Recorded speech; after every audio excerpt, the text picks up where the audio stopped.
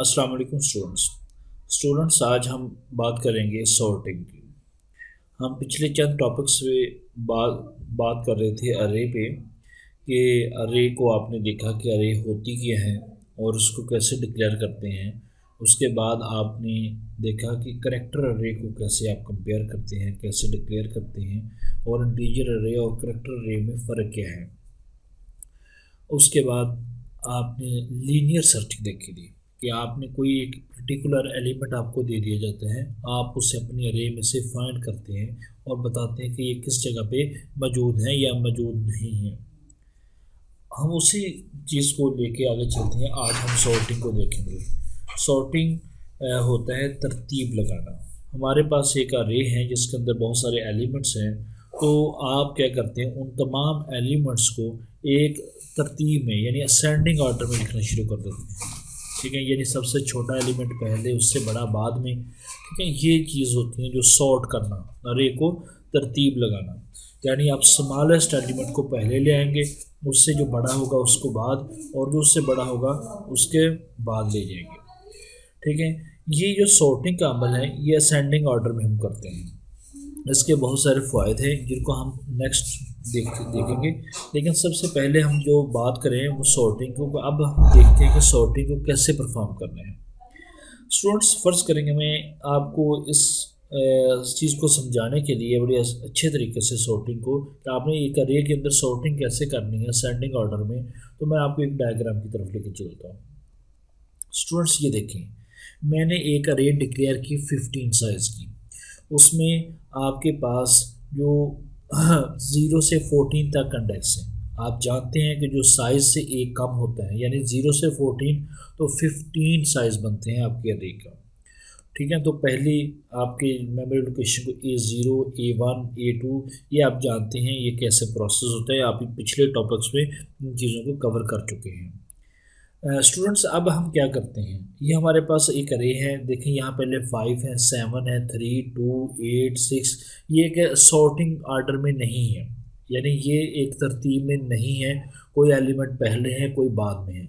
हम इसको ascending order में लेना चाहते हैं। हम ये चाहते हैं कि जो सबसे छोटा एलिमेंट है वो यहाँ पे आ जाए, उससे बड़ा इस यहाँ पे आ जाए, उससे बड़ा एक तरतीब में तमाम एलिमेंट्स आ जाए। उसके लिए हम इसको सॉर्टिंग प्रोसेस में से गुजारते हैं। स्टूडेंट्स क्या करेंगे, हम सबसे पहले अब देखना शुरू कर देंगे अपनी अरे को।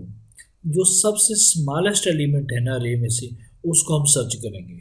जी हाँ, हम देखते जा रहे हैं। सबसे जो स्मॉलेस्ट एलिमेंट आपको यहाँ पे मिला, आपको 11 इंडेक्स पे मिला आपको। ठीक है, यानी 12वीं लोकेशन पे मिला, लेकिन उसका नेम है 11। अब आप क्या करेंगे, आप 1 को उठाएंगे, आप यहाँ पे 5 पे डाल देंगे। ठीक है, तो ऐसा करने से क्या होगा, हमारी जो 5 है वो ओवरराइट हो जाएगी 1 पे। ठीक है, यानी जो 1 है वो ओवरराइट कर देगा 5 को। तो अब हमने 5 को इधर भी लाना था ना, तो इसलिए हमारे पास वो ओवरराइट हो चुका होगा, तो यहाँ तो 5 मौजूद ही नहीं होगा, तो हम इसे क्या लेंगे। इस प्रोसेस को करने के लिए हम एक टेक्निक यूज़ करते हैं जिसको बोलते हैं स्वैपिंग टेक्निक्स। स्वैपिंग क्या होती है, इसको मैं आपको ज़रा समझाता हूँ एक डायग्राम की मदद से।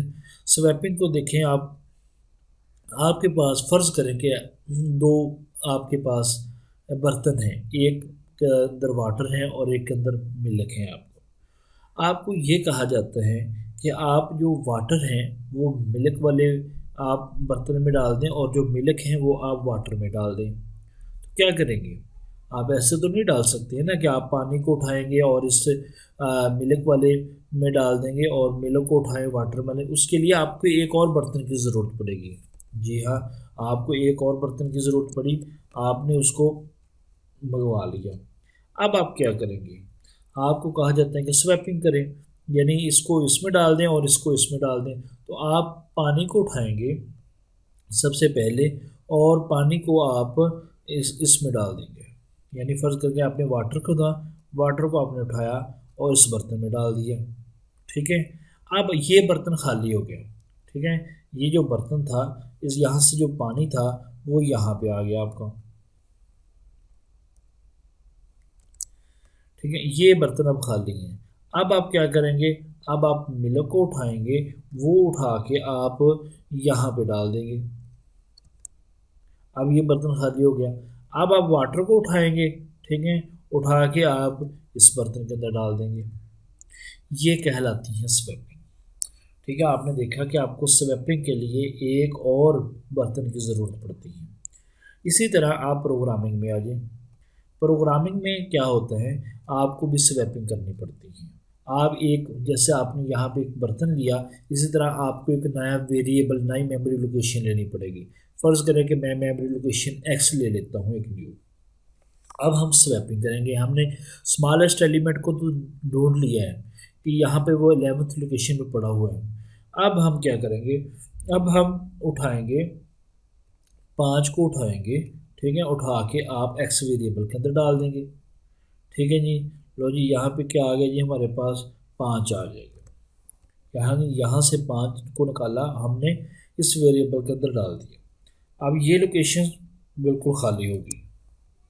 अब हम क्या करेंगे, अब हम 1 को उठाएंगे, 1 को उठा के आप यहाँ पे डाल देंगे इस मेमोरी लोकेशन के अंदर। और यहाँ पे क्या होगा, ये हमारी मेमोरी लोकेशन खाली हो जाएगी। अब हम यहाँ से 5 को उठाएंगे और उठा के हम क्या करेंगे, बिल्कुल इसी तरह आप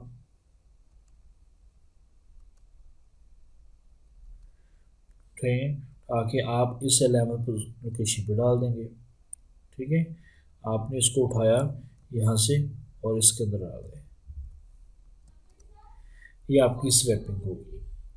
अब जो स्मॉलेस्ट नंबर हैं देखें, वो पहली लोकेशन पे आ गए हैं। अब हमने पहली को छोड़ देना है। अब हमें पता है कि पहली जो लोकेशन है उसके अंदर तो सबसे छोटा नंबर है। अब आपने यहाँ से लोकेशन नंबर 2 से स्टार्ट होके अब आपने एंड तक देखना है कि इनमें से जो सबसे छोटा होगा। अब जी 7 है, 3 है, 2 है जी, सबसे छोटा 2 नंबर आपके पास है। अब आपने इसको स्वैपिंग करना है। आप क्या करेंगे, आप 7 को उठाएंगे, ठीक है, आप डाल देंगे यहाँ पे। ठीक है, आपने 7 को उठाया या आपने डाल दिया इस स्वैप वेरिएबल के अंदर। ठीक है, ये लोकेशन खाली होगी। और फिर अब आप क्या करेंगे, आप 2 को उठाएंगे, 2 को उठा के आप डाल देंगे 11 लोकेशन पे। अब ये खाली होगी। अब हमने इस 7 को उठाना है, 7 को उठाएंगे, वो डाल देंगे हम इस मेमोरी लोकेशन पे। This is a swapping techniques. ठीक है, अब हमने 2 मेमोरी लोकेशंस को तो सॉर्टिंग फॉर्म में ले आए हैं। अब हमारे पास तीसरी मेमोरी लोकेशन है। अब तीसरी मेमोरी लोकेशन को हम देखते हैं इसको कैसे स्वैप करना है आपने। अब यहाँ पे 3 है। आप देखेंगे मेमोरी लोकेशन 2 से लेकर आप 14 तक देखेंगे सबसे स्मॉलेस्ट डिजिट कौन सा है। जी हाँ, हम देखते गए सबसे स्मॉलेस्ट डिजिट तो कोई भी नहीं मिला है, 3 ही सबसे स्मॉलेस्ट डिजिट है। ये भी हमारी एक अट्रैक्शन कंप्लीट होगी। उसके बाद हम देखेंगे नेक्स्ट मेमोरी लोकेशन को, 7 को। 7 के बाद हमारे देखेंगे इसमें से सबसे छोटा नंबर। जी, हमारे पास सबसे छोटा नंबर तो 4 है। ठीक है, हम 7 को उठाएंगे यहाँ से, आप इस मेमोरी लोकेशन में डाल देंगे। ठीक है, और ये 7 खाली होगी। ये हमारे पास 4 था, 4 को हम उठाएंगे, वो हम इसके अंदर डाल देंगे। ठीक है, ये अब खाली होगी। अब हम क्या करेंगे, अब हम यहाँ पे ये जो 7th है इसको यहाँ पे डाल देंगे। ठीक है, तो ये इस तरह अमल में रहेगा हमारे पास। मैंने उठाया 7th को, ये मैं सारी चीज़ें आपको कर देता हूँ ताकि आपको अच्छे तरीके से सॉर्टिंग की समझ आ जाए। ठीक है, उसके बाद आपके पास यहाँ तक आपकी सॉर्टिंग फॉर्म में अरे होगी। अब इसको आगे से हम देखेंगे 8 नंबर से। अब 8 से 18 तक देखेंगे जो स्मॉलेस्ट नंबर कौन से हैं। जी, स्मॉलेस्ट नंबर तो हमारे पास 5 आया। ठीक है, तो आया तो आपने क्या किया, 8 को उठाया, आपने इस वेरिएबल के अंदर डाल दिया। अब आपके पास लोकेशन खाली होगी। अब यहाँ 5 था, 5 को हमने उठाया, हमने 4th लोकेशन पे डाल दिया। ठीक है, अब हम 8 को कहाँ उठाएंगे, अब हम 8 को उठा के 11th लोकेशन पे डाल देंगे। ठीक है, तो ये इस तरह हमारी इसकी भी स्वैपिंग हो जाएगी।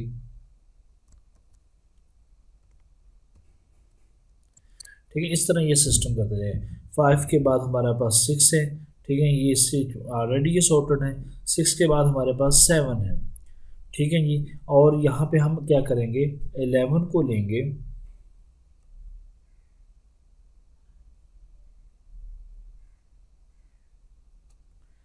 एलेवन को मैंने लिया, ठीक है, और इसके अंदर डाल दिया।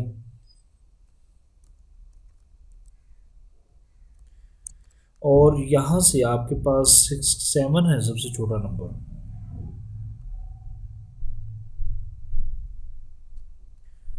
7 को आपने किया, यहाँ पे डाल दिया आपने। अच्छा जी, अब ये भी सॉर्टिंग फॉर्म में आ गया। अब देखें इनमें से, यानी यहाँ से लेकर यहाँ तक, ठीक है, कौन सा स्मॉलेस्ट नंबर है जी।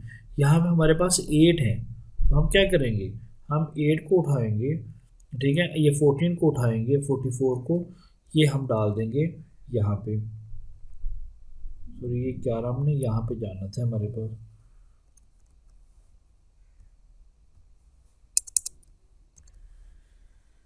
अच्छा जी, 44 आ गया।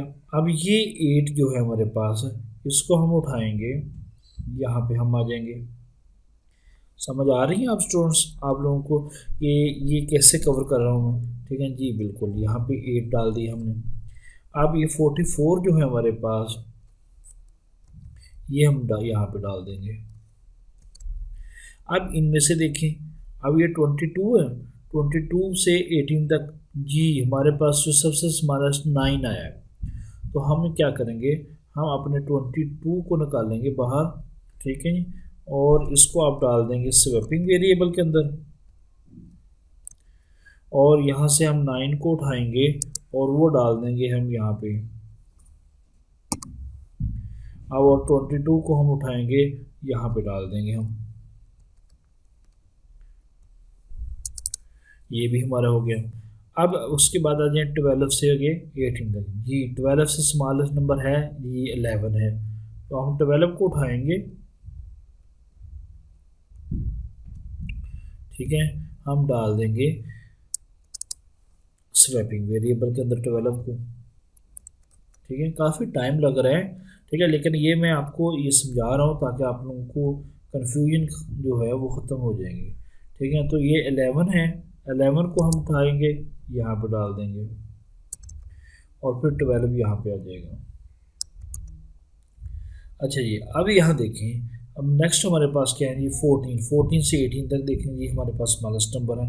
तो अब आप क्या करेंगे जी, 14 को उठा के आप स्वैप वेरिएबल के अंदर डालेंगे, ठीक है। 14 यहाँ से निकल आया हमारे पास है, और जो 12 है उसको यहाँ पे डाल देंगे, 12 चला गया उधर। अब हम क्या करेंगे जी, अब हम अपनी जो 14 है वो उसे इधर ले आएंगे। अच्छा जी, यहाँ तक ये कवर हो गया। अब उसके बाद देखें जी 44, 22 और 14, ये हमारे पास 4 मेमोरी लोकेशन है। इनमें से सबसे स्मॉल कौन सा है जी, 14 है। तो आप क्या करेंगे, 44 को उठा के इधर ले आएंगे, 44 को आपने उठाया और उसको स्वैपिंग वेरिएबल में ले आया, ठीक है। और जो यहाँ से 14 को उठाया आपने, ठीक है, और आप यहाँ पे ले आए, यानी ये बिल्कुल ऐसे प्रोसेस होता रहेगा। और यहाँ पे आपने फिर 44 डाल दिया। अब नेक्स्ट 3 मेमोरी लोकेशन रहेगी। अब 22 है और 14 है, 18 जी। इनमें से सबसे स्मॉलेस्ट नंबर कौन सा है हमारे पास, ये सबसे स्मॉलेस्ट नंबर तो है 18। अब 22 को उठाएंगे, यहाँ पे आप डाल देंगे स्वैपिंग वेरिएबल के अंदर, ये खाली हो जाएगी हमारी, ठीक है। और यहाँ पे 18 को डाल देंगे हम, और ये 18 वाली खाली होगी हमारे पास, यहाँ पे 22 को डाल देंगे, ठीक है, यानी यहाँ से उठा के। अब ये 2 मेमोरी लोकेशन रहेगी हमारे पास। अब इसमें हम क्या करेंगे, 42 और 22 को देखेंगे जी। 22 स्मॉल है, 44 को उठाएंगे हम, वो नीचे स्वैपिंग में ले आएंगे, और 22 इधर आ जाएगा, ठीक है। 44 इधर आ गया, 22 इधर आ गया, और ये खाली हो जाएगी। अब हम क्या करेंगे जी, हम 44 को इधर ले जाएंगे, ठीक है जी। लो जी, ये हमारे पास स्वैपिंग, पूरी अरे देखें सॉर्टेड आर्डर में आएगी। तो आप प्रोग्रामिंग के अंदर ये कैसे करेंगे, आप किताब पे ज़रा चलें, ठीक है। तो इसको बड़े अच्छे तरीके से फ़र्ज़ करें कि आपने एक वेरिएबल एक्स लिया, नम ज़ीरो ना, हमने उधर A0 लिखा हुआ था कि जो पहली जो नम ज़ीरो की वैल्यू है वो इसके अंदर डाल दी आपने, फिर आपने जो नम 15 की वैल्यू नम ज़ीरो के अंदर डाल दी, ठीक है। यही वो चीज़ हमने की है ना कि इसकी वैल्यू आपने एक्स के अंदर डाल दी A0 की, और जो फिर यहाँ पे वैल्यू थी उसको आपने A0 के अंदर डाल दी है, ठीक है। और यह यहाँ एक्स की वैल्यू थी वो A11 के अंदर डाल दी थी हमने, ठीक है। बिल्कुल वही प्रोसेस है, उसको ऐसे ही स्वैपिंग प्रोसेस कहलाता है, ठीक है। और ये काम प्रोसेस चलता रहता है और इस तरह पूरी अरे सॉर्टेड फॉर्म में ले आते हैं। अब आ जाए सर्चिंग पे। पीछे हमने टॉपिक तो कवर कर लिया था कि सर्चिंग कैसे करते हैं, कि लीनियर, वो हमने लीनियर सर्च पढ़ी थी कि आप एक एलिमेंट से पहले से स्टार्ट हो जाते हैं, कोई भी आपको एक एलिमेंट दे दिया जाता है, आप उसको पहले से देखते हैं, दूसरे के साथ देखते हैं, तीसरे के साथ देखते हैं, चौथे के साथ देखते हैं, यहाँ पे वो मैच हो जाता है, वहाँ पे आप उसको क्या करते हैं, आप कह देते हैं कि जी फलां जगह पे ये एलिमेंट हमें मिल गए हैं। अच्छा जी, लेकिन अगर आपकी अरे स्मॉल हो तो फिर तो वो बहुत अच्छा है कि आपको बहुत जल्दी आप सर्च कर लेंगे। अगर अरे बहुत बड़ी हो आपकी और आपने एक पर्टिकुलर एलिमेंट को सर्च करना हो, तो आपको फ़र्ज़ करके वो 1000 एलिमेंट की अरे है, तो आपको 1000 आइट्रेशन चलेगी, आपकी 1000 बार आपको देखना पड़ेगा कि आपकी मेमोरी लोकेशन, अगर वो फ़र्ज़ करके आखिरी लोकेशन पे पड़ा हुआ है वो एलिमेंट, तो आपको 1000 आइट्रेशन चलानी पड़ेगी। तो इसका जो आसान काम है, हम अपने प्रोसेस जो काम को आसान से आसान लेके बनाना चाहते हैं, तो हम इसके लिए ये एक दूसरी सर्च है, वो है बाइनरी सर्च ट्री। इसके लिए जो बाइनरी सर्च एल्गोरिथम हम यूज़ करेंगे, यहाँ बाइनरी सर्च के अंदर जो डिवाइड एंड कनकर की जो स्ट्रेटजी है वो हम अप्लाइड करेंगे। और उसके अंदर क्या है, हम हमारी जो अरे है ना, या तो वो असेंडिंग ऑर्डर में होनी चाहिए या डिसेंडिंग ऑर्डर में होनी चाहिए। यानी आप बाइनरी सर्च को यूज़ करने के लिए आपकी अरे का सॉर्टेड फॉर्म है, यानी वो असेंडिंग सॉर्टेड हो या वो डिसेंडिंग सॉर्टेड होनी चाहिए, ठीक है। उसके लिए हम क्या करते हैं, ज़रा मैं आपको इसी डायग्राम में तरफ लेके चलता हूँ, ठीक है, ताकि आप उसको अच्छी तरीके से समझ सकें। फ़र्ज़ करें कि आपको कोई एक एलिमेंट सर्च करने के कह दिया जाता है, आप क्या करेंगे, यहाँ पे आप आपकी जो फुल अरे है ना, आप उसको डिवाइड कर देंगे 2 पर, ठीक है। जब डिवाइड करेंगे आप 2 पर है ना, तो आपके पास जो आंसर आएगा वो आपका जो मिडल एलिमेंट आएगा, ठीक है। तो आप उसके अरे के साइज़ को डिवाइड कर दिया आपने 2 पे, तो जो आंसर वो मिडल आएगा जी, वो मिडल पे आप जाएंगे, ठीक है। मिडल को वो उस एलिमेंट के साथ कंपेयर करेंगे। फ़र्ज़ करो कि आपको कहा जाता है कि आप 18 यानी 18 को सर्च करके दो, ठीक है। अपनी अरे के अंदर देखो कि वो एलिमेंट है या नहीं है। आप क्या करेंगे, सबसे पहले आपने आए इस अरे को 2 पे डिवाइड किया। जब आपने 2 पे डिवाइड किया तो आपके पास जो जवाब आया वो आपके पास 7 यानी 7 मेमोरी इंडेक्स रहेगा, ठीक है। तो ये 7 आपके पास यहाँ पे पड़ा हुआ है। अब वो क्या करेगा, इसको अब वो उठाएगा, ठीक है, यानी वो 18 को इसके साथ कंपेयर करेगा कि आया कि वही मिडल एलिमेंट तो नहीं है, मैच हो रहा है। अगर वो मैच नहीं हुआ फिर वो देखेगा कि ये जो एलिमेंट जो हमने सर्च करना है वो एलिमेंट इससे छोटा है या इससे बड़ा है। अगर इससे छोटा हुआ तो हमें पता है तो जो छोटे एलिमेंट हैं वो इस साइड पे हैं और जो बड़े एलिमेंट है वो इस साइड पे हैं। अगर ये छोटा हुआ तो फिर ये इसको डिस्कार्ड कर देगा, इतने हिस्से को इसको डिस्कार्ड कर देगा, फिर वो देखना शुरू कर देगा इस वाले हिस्से में, ठीक है। देखें अगर वो देखें यहाँ 18 8 के से मैच नहीं हो रहा, ठीक है। तो अब हम देखेंगे कि 18 8 से छोटा है या बड़ा है। जी हाँ, ये तो बड़ा है 18। अब क्या करेंगे हम, तो अब आप इसमें देखेंगे कि ये छोटा हिस्से को तो अब हमने नज़रअंदाज कर देना है, इसको डिस्कार्ड कर दें, आप छोड़ दें कि भाई इस साइड पे तो हमने जाना ही नहीं है। अब हमने 18 को ढूंढेंगे इस इतने हिस्से में से, ठीक है। अब देखें हमारे कितनी आइट्रेशन यहाँ बच गई, कितना काम आसान हो गया। अब हमारे पास सिर्फ इतना हिस्सा। अब फिर क्या करेंगे, अब हम इतने को फिर डिवाइड करेंगे 2 पे, ठीक है। फिर इसको मिडल एलिमेंट ढूंढेंगे। फ़र्ज़ करें कि हमारे पास जो मिडल एलिमेंट है वो ये आ गया, ठीक है। अब हम 18 को कंपेयर करेंगे 14 के साथ। आया कि ये तो नहीं एलिमेंट यहाँ पे, नहीं ये एलिमेंट नहीं। अब हम देखेंगे कि ये 18 छोटा है 14 से या वो बड़ा है। हाँ जी, ये बड़ा है, तो हम यह इतने हिस्से को भी इग्नोर कर देंगे। अब हमारे पास सिर्फ ये इतना हिस्सा रह गया जिसमें से हम सर्च करेंगे। अब फिर आप क्या करेंगे, अब इसको फिर आप दो पे डिवाइड कर दोगे। जब आप दो पे डिवाइड करोगे हमारे पास ये आंसर आएगा इसका। ठीक है। अब जब जैसे ये आंसर आएगा हम फिर इसके साथ कंपेयर करेंगे। ये 18 और 22 दोनों मैच तो नहीं हो रहे, नहीं मैच हो रहे। फिर हम देखेंगे ये जो 18 है वो 22 से बड़ा है ये छोटा है। जी हाँ, ये छोटा है, तो हम इसको इग्नोर कर देंगे और ये हमारे पास रह जाएगा। अब इसके साथ वो मैच करेंगे, वो मैच हो जाएगा। देखें हमारे कितना काम आसान हो गया कि बजाय कि हम यहाँ से पकड़ते और शुरू करते जाते और सर्च करते जा रहे कि यहाँ पे मैच हो रहा है या नहीं मैच हो रहा, तो बजाय कि हमने उसको दो हिस्सों पे डिवाइड किया, फिर हमने कंपेयर किया कि वो एलिमेंट उस दरमियान वाले एलिमेंट से छोटा है या बड़ा। अगर वो बड़ा है तो हमने इस वाले हिस्से को क्या कर दिया, हमने इसको डिस्कार्ड कर दिया और हम अगले हिस्से की तरफ चले गए, फिर उसके हिस्से को डिवाइड कर दिया। ठीक है, उसमें से फिर आपने मिडल एलिमेंट के साथ मैच किया। ठीक है, ये है डिवाइड एंड कंकर टेक्निक्स।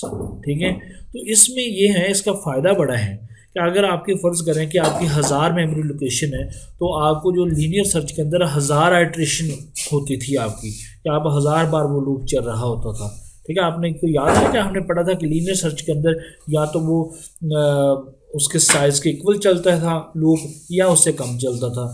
ठीक है, यहाँ क्या है हमारे पास बाइनरी सर्च के उसका 10 गुना कम हो जाएगा। यानी फ़र्ज़ करें कि आपके पास 1000 मेमोरी लोकेशन है, जो बाइनरी सर्च के अंदर है वो 10 टाइम चलेगा।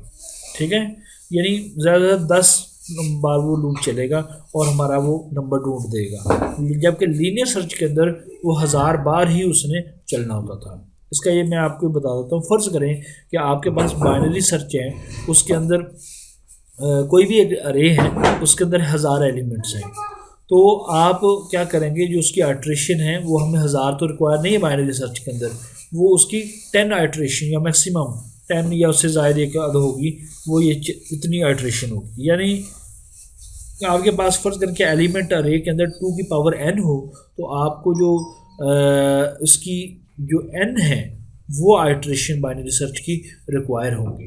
ठीक है, यानी अगर आपके 1000 है तो 2 की पावर 10 तो बनते हैं हमारे पास ये इतने एलिमेंट है 2 की पावर 10, ये 1024 एलिमेंट्स हैं अरे के अंदर, तो आपकी जो 10 मेमोरी आइट्रेशन होगी वो लूप की, वो आपको लेकर चलेंगी यानी इसके अंदर। अब हम देखते हैं फंक्शंस और अरे। फंक्शंस का अरे के साथ क्या ताल्लुक है। स्टूडेंट्स, आपने सी लैंग्वेज के अंदर जब फंक्शन पढ़ रहे थे तो आपने देखा था कि आप किसी भी फंक्शन का जो डिफ़ॉल्ट मैकेनिज़्म है ना फंक्शन कॉल का, वो है कॉल बाय वैल्यू। यानी आपने देखा था कि जो आपकी एक वैल्यू थी, जो पैरामीटर था, आप भेज रहे थे फंक्शन कॉलिंग के दौरान, तो उस वेरिएबल की वैल्यू की कॉपी बनती थी और वो कॉपी चले जाती थी फंक्शन पे। ओरिजिनल वैल्यू आपकी अनटच रहती थी और सेव रहती थी। ठीक है, ओरिजिनल वैल्यू वैसे की वैसी रहती थी और आपकी जो उस वैल्यू की कॉपी थी वो फंक्शन में जाती थी, उस पर एग्जीक्यूशन होती थी वगैरह वगैरह, और वही चेंज होती थी। ओरिजिनल वैल्यू को कोई नहीं छेड़ता था। ठीक है, उसके बाद अब आ जाए कि जब आप अरे को पास करेंगे फंक्शन में से, तो फिर क्या होगा। जब आप फंक्शन किसी भी वेरिएबल को कॉल करते हैं तो आपको वेरिएबल का नाम बताना पड़ता था। ठीक है, तो उसके बाद वो उसकी कॉपी बना के वो सेंड कर देता था। अरे के अंदर ऐसा नहीं है। जब आप अरे को इस्तेमाल करेंगे फंक्शंस के अंदर, तो आपको अरे की दो चीज़ें बतानी पड़ती हैं। एक तो अरे का नाम बताना पड़ता है और दूसरा अरे का साइज़ बताना पड़ता है आपको। जो साइज़ है वो अरे का, वो बड़ा ज़रूरी है किसी भी फंक्शन को बताना, क्योंकि अगर आप उसका साइज़ नहीं बताएंगे तो अरे के नेम को वो ऐसे ही समझेगा जैसे ये किसी वेरिएबल का नाम है। क्योंकि जो अरे है वो तो आपके मेन फंक्शन के अंदर डिक्लेयर है, लेकिन वो फंक्शन के अंदर जो फंक्शन कॉलिंग है, जो दूसरा फंक्शन है, उसके अंदर वो विजिबल नहीं है। ठीक है, तो इसलिए हमें फंक्शंस कॉल के अंदर उसका साइज़ और उसका नाम बताना ज़रूरी होते हैं, ज़रा हम देखते हैं कि हम एक करेक्टर अरे है तो उसको डिक्लेयर करते हैं 4 नेम 50 सेमीकोलन, ये हमने एक अरे डिक्लेयर कर ली। आपने पीछे ये भी पढ़ा था ना कि जो वेरिएबल जिस फंक्शन के अंदर डिक्लेयर होता है वो उसी के अंदर विजिबल होता है, दूसरे के अंदर विजिबल नहीं होता। अगर हम इसको फंक्शन कॉल के अंदर इसका साइज़ नहीं बताएंगे तो साइज़ तो वो विजिबल ही नहीं होना दूसरे फंक्शन के अंदर, तो इसलिए हमें इसका साइज़ बताना ज़रूरी होता है। तो आप एक फंक्शन लिखते हैं, हम ये चाहते हैं कि जो नेम अरे के अंदर हैं, आपको कोई भी फ़र्क करोगे इमरान है या अदनान लिखा हुआ है, वो उसको एक रिवर्स फॉर्म में आपका फंक्शन प्रिंट करवा दे। ठीक है, तो आप इसके लिए एक फ़ंक्शन लिखते हैं। पहले तो हम उसको प्रोटोटाइप यानी फंक्शन डिक्लेरेशन लिखेंगे ना, तो ये फंक्शन हमारी उसकी रिटर्न टाइप हम लिखते हैं वाइड, कि ये कोई रिटर्न नहीं करेगा। फंक्शन का नाम हम रख लेते हैं रिवर्स। उसके बाद पैरेंथेसिस ओपन क्लोज के अंदर हम देखेंगे इसको आर्गूमेंट्स कितने चाहिए। जी हमने एक अरे पास करनी है और उसका साइज़ पास करना है, तो हमने लिख दिया 4 स्क्वायर ब्रैकेट ओपन क्लोज और इंट। यहाँ जो देखें ये जो स्क्वायर ब्रैकेट हमने लिखी ना, ये एक नेसेसरी है इसके अंदर लिखना। ठीक है, अगर जो ब्रैकेट है ना ये बताती है कि ये एक अरे पास होगी, नॉट अ वेरिएबल। ठीक है, अगर आप सिर्फ 4 लिख देंगे तो इसका मतलब है एक करेक्टर वेरिएबल पास होगा। अब आपने जब स्क्वायर ब्रैकेट लिख दी तो इसका ये मतलब है कि ये एक अरे पास होगी जिसकी टाइप करेक्टर होगी, यानी एक करेक्टर अरे पास हो रही है। कॉमा इंट, इंट का ये मतलब है कि यहाँ अरे का साइज़ बताया जाएगा। ठीक है, तो ये दो चीज़ें आपको बतानी पड़ती हैं जब भी फंक्शन के अंदर अरे को अरे के अंदर फंक्शन को पास करनी होती है। आप देखें वाइड रिवर्स 4 करेक्टर और इंट अरे साइज। ठीक है, और उसकी ये बॉडी लिख देते हैं फंक्शन की, ये डिक्लेयर आपकी डेफिनेशन होगी फंक्शंस की। ठीक है, तो हम ज़रा एक प्रोग्राम लिखते हैं और उसको देखते हैं कि हम कैसे अरे को पास करते हैं। ये एग्जांपल्स हैं, hash include angle bracket iostream dot h. ठीक है, आपने एक वैल्यू फंक्शन लिख दिया उसकी गेट वैल्यू के नाम से, और उसकी रिटर्न टाइप है वाइड है और इंट कॉमा इंट। इंट देखें ये स्क्वायर ब्रैकेट ओपन क्लोज डाली है, इसका ये मतलब है कि ये एक अरे पास हो रही है। ठीक है, और ये इंट है ये अरे के साइज़ के लिए है। मेन फंक्शन लिखना स्टार्ट कर दिया आपने, इंट नाम 10 और कॉमा आई आपने मतलब डिक्लेयर किया। आई तो आपने एक लूप के लिए डिक्लेयर किया ना।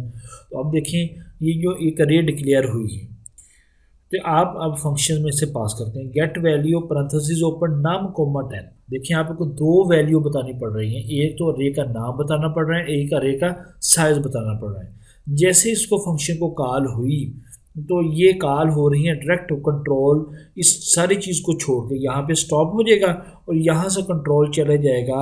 जी हाँ, आपके इस फंक्शन डेफिनेशन पे देखिए। ठीक है, जो नाम था ये देखिए अरे पास हो रही है और उसके बाद ये 10 अरे साइज को साइन हो जाएगा। अब यहाँ पे क्या करेगा, जो भी आपकी मैनिपुलेशन होनी है वो हो जाएगी और होने के बाद फिर वो दोबारा वापस आ जाएगा और बाकी रिमेनिंग स्टेटमेंट को एग्जीक्यूट करेगा। यहाँ मैं आपको यही बताना चाह रहा था कि जब आप एक सिंपल फंक्शंस होते हैं ना उसके अंदर कोई भी आप वेरिएबल डिक्लेयर करते हैं या पास करवाते हैं तो उसके जो वैल्यू होती हैं वो कॉपी उसकी साइन होती हैं फंक्शंस को। जब आप अरे के अंदर आते हैं किसी भी फंक्शन को यूज़ करते हैं तो अरे का जो पास करवाने के लिए फंक्शन कॉल के अंदर आपको दो चीज़ें बतानी पड़ती हैं, एक उसका अरे का साइज़, ठीक है, और दूसरा अरे का नाम। ये दोनों चीज़ें बतानी पड़ती हैं। ये सारे एक्सप्लेनेशन किए हैं, आप इसको पढ़ेंगे अच्छे तरीके से आपके कंसेप्ट कवर हो जाएंगे। ठीक है, और जिस यहाँ तक हमारा जो सिंगल अरे का काम था वो तो ख़त्म हो गया है। इससे हम नेक्स्ट टॉपिक में हम बात करेंगे मल्टी डिमेंशनल अरे की, जो बड़ा इंपॉर्टेंट टॉपिक है और बड़ा कम्प्लेक्स टॉपिक है। ठीक है, तो यहाँ तक अपनी चीज़ों को कवर करें। ठीक है, अगर कोई प्रॉब्लम फील होती है तो आप डिस्कस करें। अल्लाह हाफिज़।